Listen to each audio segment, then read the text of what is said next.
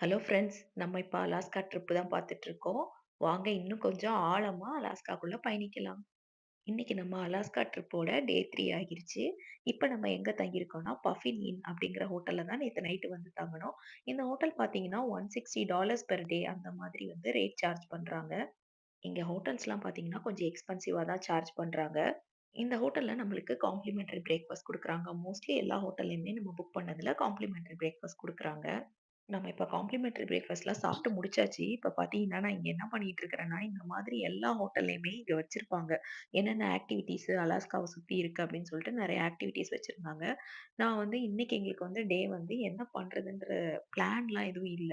அதனால வந்து ரேண்டமா ஏதாவது பண்ணலாம் அப்படின்னு பார்க்கும்போது, என்னென்ன பண்ணலாம் அப்படின்னு சொல்லிட்டு இங்க நான் பார்த்துட்டு இருந்தேன். எனக்கு வந்து பியர் வியூயிங்க்கு ஏதாவது சீப்பா கிடைக்குமா அப்படின்னு நான் ரொம்ப பார்த்துட்டு இருந்தேன். ஆனா அந்த மாதிரி எதுவுமே சீப்பா கிடைக்கல.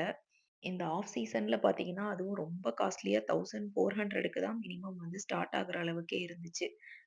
நானும் ஏதாவது கொஞ்சம் சீப்பா ஏதாவது ஒண்ணு தேருமா அப்படின்னு சொல்லிட்டு ரொம்ப பார்த்துட்டு இருந்தேன். இருந்தா நாங்க 2 பேரும் போயிட்டு வரலாம் அப்படின்னு நெனச்சிருந்தோம். பட் ஆனா எதுவுமே தேரல. அதனால நானும் நெறைய புரட்டி புரட்டி ஒண்ணொன்னா இந்த ஆக்டிவிட்டி பண்ணலாமா? அது பண்ணலாமான்னு யோசிச்சு கடைசியா நேத்து போன பெலுகா பாயிண்ட்டுக்கே திரும்ப போயி, இன்னைக்காவது ஏதாவது பெலுகாஸ் பார்க்கலாமா அப்படின்னு சொல்லிட்டு டிராவல் பண்ணி போயிட்டுருக்குறோம். இன்னைக்கு டே பார்த்தீங்கன்னா, எங்களுக்கு ரொம்பவே லீஜர் தான். அதனால வந்து பொறுமையா ஒவ்வொரு ஆக்டிவிட்டியா பண்ணலாம் அப்டின்ட்டு, நாங்களே தேடி தேடி புடிச்சு ஏதாவது ட்ரையல் இருந்தா போய் நடக்கலாம் அப்டின்னு சொல்லிட்டு பார்த்துட்டுருக்கோம். இப்ப நம்ம பெலுகா பாயிண்ட்டுக்கு வந்துட்டோம். ஆனா, இங்க பெலுகா பாயிண்ட்ல இன்னைக்கு வந்து கொஞ்சம் ரொம்ப நேரம் நிக்கலாம் அப்படின்னு சொல்லிட்டு வந்தோம். ஆனா பார்த்தீங்கன்னா, விண்டு வந்து பயங்கரமா இருந்துச்சு. அதனால எங்களுக்கு வேற ஒரு நம்பிக்கை இருந்துச்சு. இன்னைக்கு பெலுகா எப்படியா பார்த்துரலாம் அப்படின்னு நெனச்சோம். ஏன்னா விண்டு அதிகமா இருந்துச்சுன்னா, இங்க வேவ்ஸ் வந்து பயங்கரமா இருக்கும். அந்த வேவ்ஸ் வந்து பயங்கரமா மோதும்போது தான் வந்து பெலுகா வந்து வெளிய வரும். மத்த வேவ்ஸ் மாரி வந்து பெலுகா வந்து ப்ரீச்லாம் பண்ணாது. பெலுகாஸ் வந்து பார்த்தீங்கன்னா, அப்படியே டால்ஃபின் மாரி தான் இருக்கும். அதோட ஸ்ட்ரக்சர் இந்த மாரி டால்ஃபின் மாரி தான் இருக்கும். அது கடலுக்கு மேல இந்த ஒயிட் கலர் அந்த தலைய வச்சுட்டு இப்படி வரும்போது, ஒயிட் கேப் போட்ட மாரி தெரியும். அதுதான் வந்து பெலுகா வியூயிங் டெக்னிக் வந்து நம்மளுக்கு ஒரு ஒயிட் கேப் மாரி தெரிஞ்சுச்சுன்னா, அங்க தான் பெலுகா இருக்குன்னு அர்த்தம்.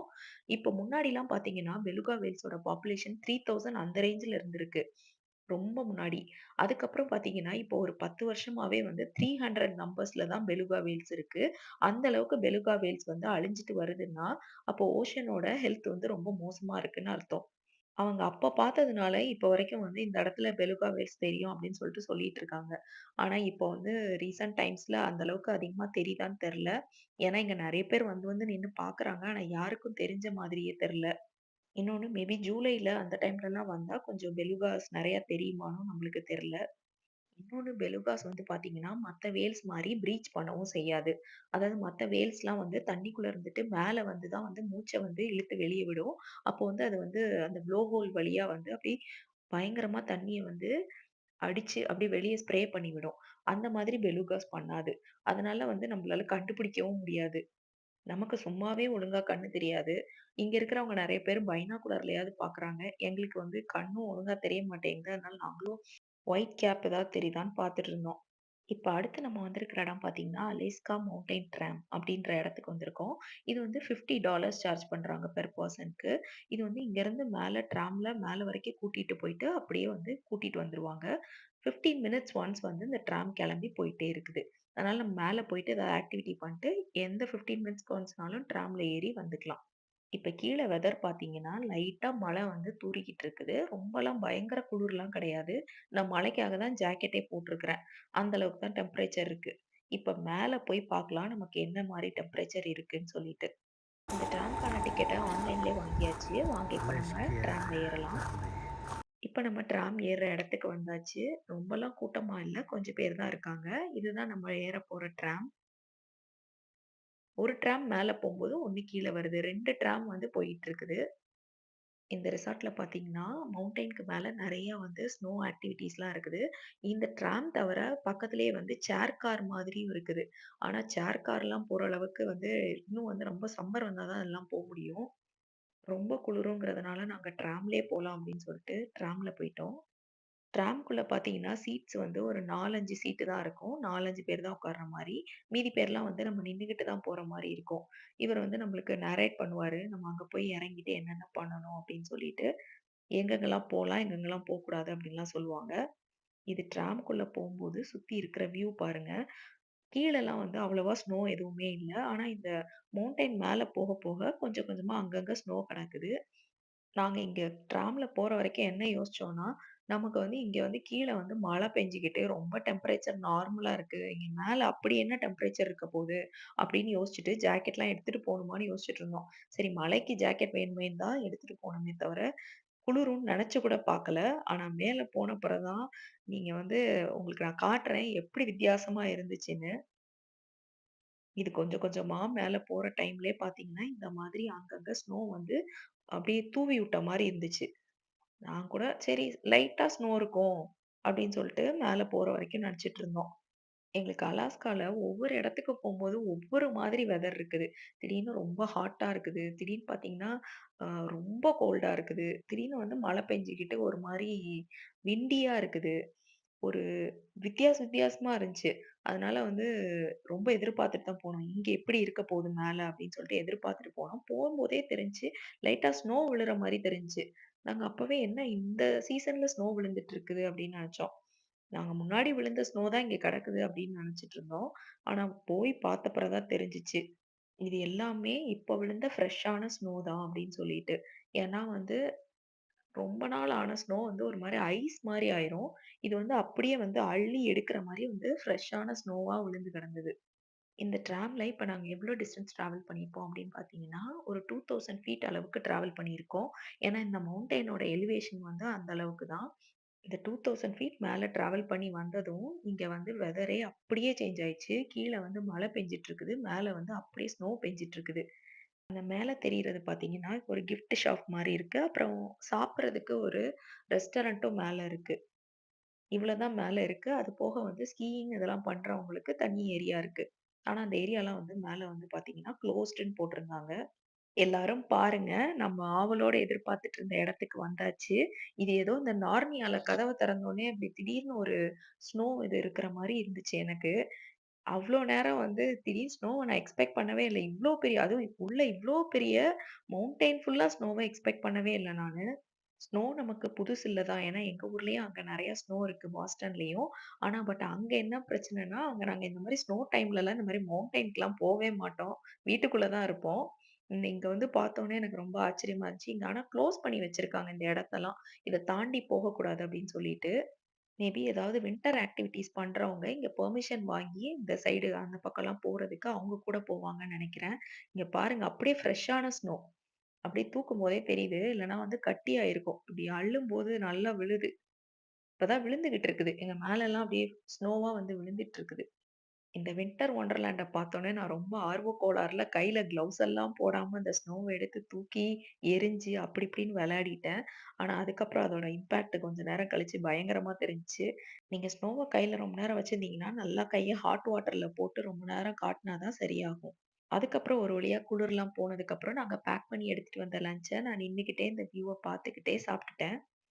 பாஸ்டன்ல இருந்த வரைக்கும் நான் வந்து வெளிய போய் அதிகமா ஸ்னோவெல்லாம் வந்து கையில எடுக்க மாட்டேன். என் பசங்க தான் அடிக்கடி ஸ்னோல விளையாடிட்டு வந்து வந்து ஹாட் வாட்டர்ல கையும் காலையும் கழுவிட்டே இருப்பாங்க. அப்பதான் நான் நெனப்பேன், எப்படிதான் இவங்க இவ்ளோ நேரம் விளையாடுறாங்களோ? எனக்கு ஒரு 5 நிமிஷம் அதுல வந்து அந்த கையில வச்சது அப்படியே ரொம்ப நேரம் விறுவிறுவிறுன்னு வந்துச்சு கை வந்து. அதுக்கப்புறம் நான் கிளவுஸ போட்டுட்டே இருந்தா கூட அது ரொம்ப நேரம் சரியாகவே இல்ல.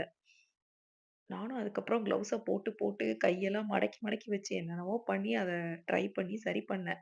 நான் எப்பவுமே சொல்றது தான். ஸ்னோ பார்க்கறதுக்கெல்லாம் ரொம்ப அழகா தான் இருக்கும். ஆனா, அதுக்கு பக்கத்துல போனா தான் அது நம்மள ரொம்ப கஷ்டப்படுத்தும். நாங்க அங்க ஸ்னோல விளையாடிட்டு, அங்க ஃபோட்டோலாம் எடுத்துட்டு இருந்த டைம்ல எங்களோட வண்டி 2, 3 போயிருச்சு. அதனால சரி கொஞ்ச நேரம் இங்க டைம் ஸ்பெண்ட் பண்ணலாம் அப்படின்னு சொல்லிட்டு, இங்க இருந்த இந்த கிஃப்ட் ஷாப் இதுக்குள்ளலாம் போயிட்டு, அதுக்கப்புறம் இங்க இந்த ஸ்னோலாம் கிளீன் பண்ணிட்டு இருந்தாங்க. இந்த வண்டிய வச்சு அதெல்லாம் கொஞ்ச நேரம் பார்த்துட்டு இருந்தோம்.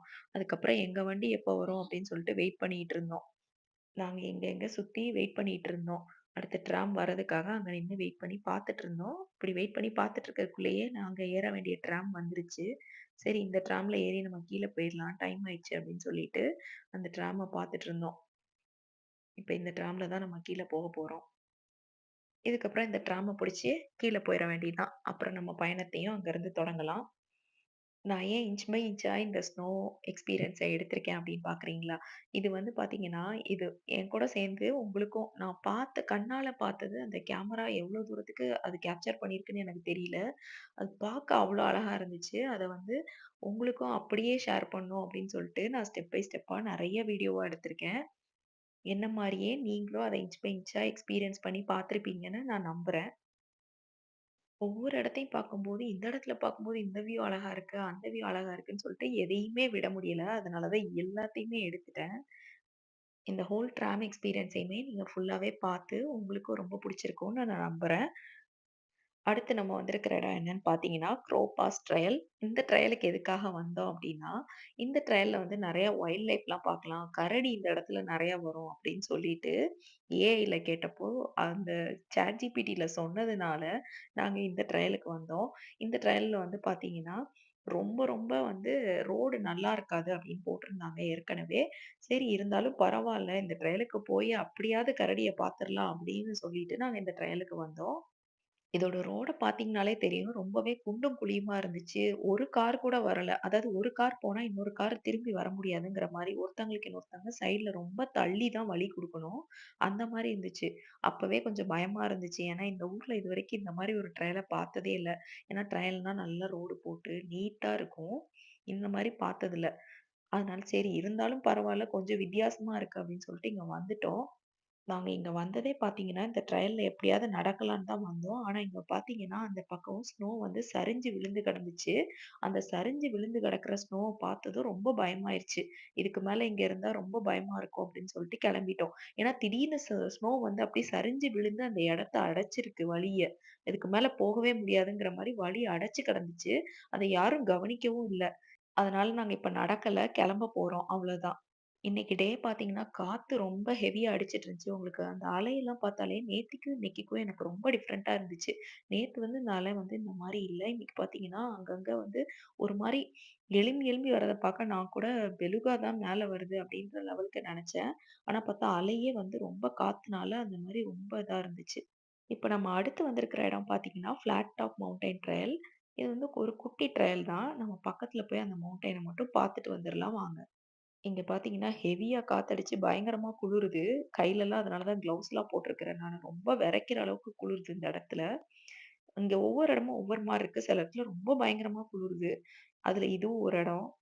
இந்த மவுண்டன்ல பார்த்தீங்கன்னா, இந்த ட்ரையல்ல வந்து பார்த்தீங்கன்னா, நம்மளுக்கு ஆங்கரேஜ் டவுன் வந்து பார்க்கலாம் இங்கருந்து.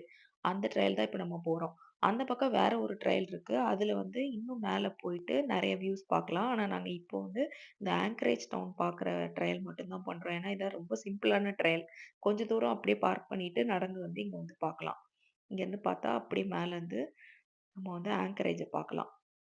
இந்த இடத்துலருந்து பார்க்குறதுக்கு பார்த்தீங்கன்னா, வியூ ரொம்ப சூப்பரா இருந்துச்சு. இங்கருந்து அந்த ஆங்கரேஜ் டவுனும் தெரிஞ்சுச்சு. இந்த பக்கம் நெறைய மவுண்டெயின்ஸும் தெரியுது. காத்து வேற இங்க வந்து செம ஹெவியா அடிக்குது. அதனால நிக்கவே முடியல. நம்மளையே அப்படியே வந்து தள்ளுது அந்த காத்து வந்து அந்த சைடா வந்து. எப்பவுமே இவ்ளோ குளிர் இல்லாம, காத்து இல்லாம இருந்துச்சுன்னா, நம்ம ட்ரையல் வந்து கிட்டத்தட்ட 5 மைல் வரைக்கும் கூட நடக்கிறது கஷ்டமா தெரியாது. ஆனா அலாஸ்கால பார்த்தீங்கன்னா, ஒண்ணு குளிர் ஜாஸ்தியா இருக்கு. இல்லன்னா வந்து பார்த்தீங்கன்னா, ரொம்ப டிஃபிகல்ட்டா இருக்கு ட்ரையல் வந்து. மேல ஏறி ஏறி நடக்கிற மாரி, ஸ்டெப் பண்ணி நடக்கிற மாரி இருக்கு. இதோட இன்னைக்கு டேவ வைண்ட் அப் பண்ணலாம் அப்படின்னு நினைச்சுட்டு இருந்தோம். சரி எங்க ஹோட்டலுக்கு பக்கத்திலேயே வந்து பார்த்தீங்கன்னா, எர்த்குவேக் பார்க் அப்படின்னு ஒரு பார்க் இருந்துச்சு. சரி இத மட்டும் பார்த்துட்டு அதுக்கப்புறம் அப்படியே ஹோட்டலுக்கு போயிடலாம் அப்படின்னு சொல்லிட்டு, இப்ப இந்த பார்க்குக்கு வந்தோம். இந்த பார்க்ல பார்த்தீங்கன்னா, இந்த போர்டு எதுக்கு வச்சிருக்காங்கன்னா, இந்த போர்ட்ல இந்த சைடு எந்தெந்த சைடு வியூ பார்க்குற எல்லாமே இதுல வந்து என்னதுன்னு நேம் பண்ணியிருக்காங்க. இதே வியூ தான் அங்க நமக்கு அப்படியே தெரியும். அது என்னென்னன்னு அங்க நேம் பண்ணியிருக்காங்க. அந்த பக்கம் இருக்கிறதெல்லாம் வந்து ஆங்கரேஜ் டவுன் அப்படின்னு நேம் பண்ணியிருக்காங்க. நேரா பார்த்தா நிக்காம் அப்படின்னு சொல்லிட்டு ஒரு சின்ன பேசேஜ் மாரி இருக்கு. அந்த வழி மாரி. அதுக்கப்புறம் இந்த பக்கம் பார்த்தீங்கன்னா, குக் இன்லெட் இருக்கு. இந்த சைடு பார்த்தீங்கன்னா, மவுண்ட் மெக்கின்லி. மெக்கின்லின்னா என்னன்னா, அங்க அதுல தான் வந்து ஹையஸ்ட் பீக் டெனாலி இருக்கு. அந்த மவுண்ட் மெக்கின்லிக்கு மேல தான் ஹையஸ்ட் பீக் டெனாலி இருக்கு. அந்த டெனாலிக்கு தான் நம்ம அடுத்த 2, 3 நாள்ல நம்ம போறோம். இன்னைக்கு டேவ இதோட எண்ட் பண்ணிக்கலாம். இனிமே சாப்பிடுறதுக்கு டின்னருக்கு எவரெஸ்ட் இந்தியன் ரெஸ்டாரண்ட்ன்னு பக்கத்துல ஒரு இந்தியன் ரெஸ்டாரண்ட் இருந்துச்சு. அங்க சரி ஏதாவது வாங்கிட்டு போலாம் அப்படின்னு சொல்லிட்டு, இங்க பார்சல் வாங்கிட்டு, அப்படியே நாங்க ரூமுக்கு கிளம்பிட்டோம். இப்ப டின்னரும் வாங்கியாச்சு. அடுத்து என்ன பண்றது? போய் சாப்பிட்டு தூங்க வேண்டியதுதான். மார்னிங் திரும்பி ஃப்ரெஷ்ஷா கிளம்பி, அடுத்த டிராவலுக்கு கிளம்பி போகலாம். உங்களுக்கும் டாடா பாய் பாய் சொல்லிக்கிறேன். நீங்களும் இவ்வளோ நேரம் என் கூடவே சேர்ந்து என் வீடியோல டிராவல் பண்ணியிருப்பீங்கன்னு நான் நம்புறேன். அப்படியே பார்த்தது மட்டும் இல்லாம வீடியோக்கு ஒரு லைக் பண்ணிட்டு, அப்படியே சேனலுக்கு சப்ஸ்கிரைப் பண்ணிட்டு, மறக்காம அந்த பெல் பட்டனையும் தட்டிக்கோங்க. Thank you.